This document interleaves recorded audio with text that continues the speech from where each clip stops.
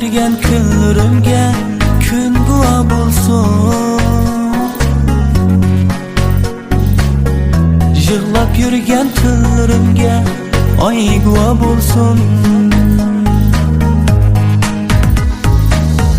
Kulib yurgan kunlarimga dil guvoh bo'lsin. Yig'lab yurgan tunlarimga oy guvoh bo'lsin. Kuyib yurgan oshig'ingni qiynama,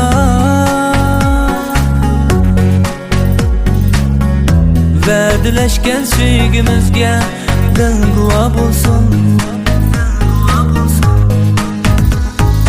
Dil guvoh bo'lsin. Dil guvoh bo'lsin.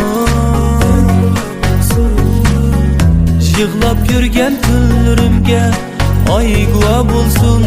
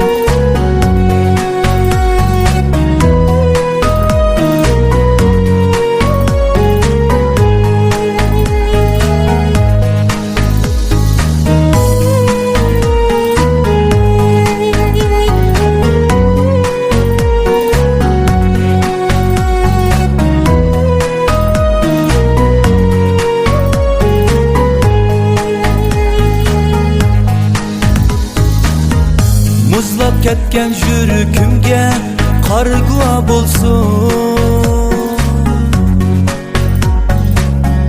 Kecha kunduz kutgunimga bog' guvoh bo'lsin.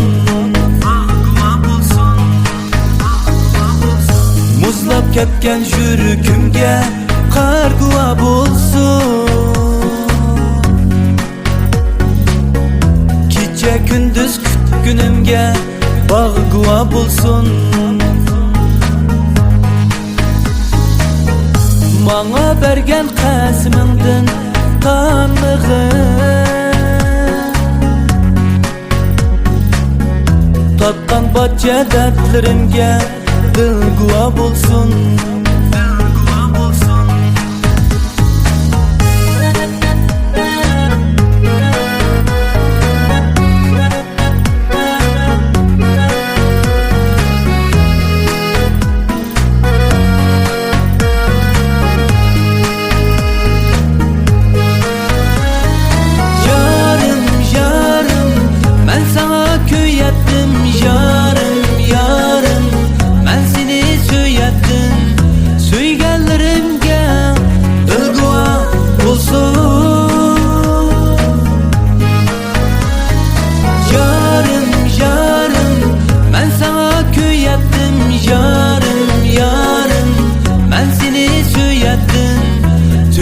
Söylerim